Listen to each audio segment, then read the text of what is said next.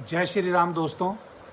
आज मैं केतु अगर किसी की कुंडली में 10वें भाव में है तो वहाँ पर क्या जातक को रिजल्ट मिल सकते हैं उसके बारे में बोल रहा हूँ।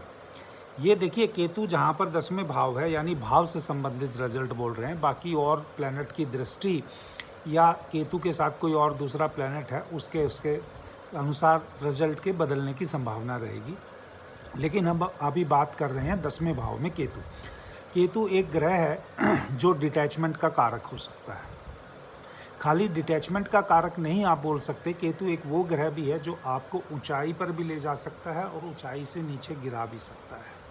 तो इसका मतलब क्या हुआ कि ऐसा जातक जिसका 10वां भाव कैरियर से संबंधित है, सोशल स्टेटस से संबंधित है, तो ऐसे जातक के कैरियर में कुछ अलगाव या सामाजिक प्रतिष्ठा में रुचि की कमी, या आप ये कह सकते हैं आध्यात्मिक, और या इसके साथ एक वर्ड और आप यूज़ कर सकते हैं अपरंपरागत रास्तों की ओर उसका झुकाव हो सकता है। वो ऐसा कैरियर बनाता है या बनाने की कोशिश करता है जो ट्रेडिशनल कैरियर ना हो। जैसे आपने बहुत सारे एस्ट्रोलजर्स के देखा होगा, राहु केतु 4-10 एक्सिस में होते हैं, वो अक्सर एस्ट्रोलॉजी की तरफ उनका इंटरेस्ट चला जाता है।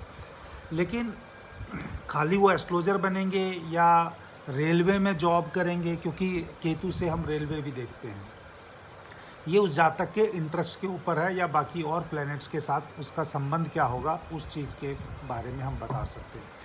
लेकिन आप समझिए, केतु एक आपको विशेष प्रकार की स्किल भी दे सकता है। तो ऐसे व्यक्ति जिसका केतु 10वें भाव में है, आप ये कभी मत सोचिएगा कि उसका कैरियर हमेशा ढीला रहेगा या वो कैरियर में कुछ अच्छा नहीं कर सकता। लोग ऐसा कहते हैं कि केतु आपको कुंडली में वहाँ मिलता है जहाँ पिछले जन्म में उसका आपने भरपूर योग कर लिया है। हो सकता है वो ठीक बोल रहे हों, लेकिन मैंने ऐसा देखा है कि अगर केतु 10वें भाव में है या किसी भी भाव में केतु है तो आपको वहाँ कठिन परिश्रम करने के बाद ही केतु रिजल्ट देता है, इतनी आसानी से नहीं देता है।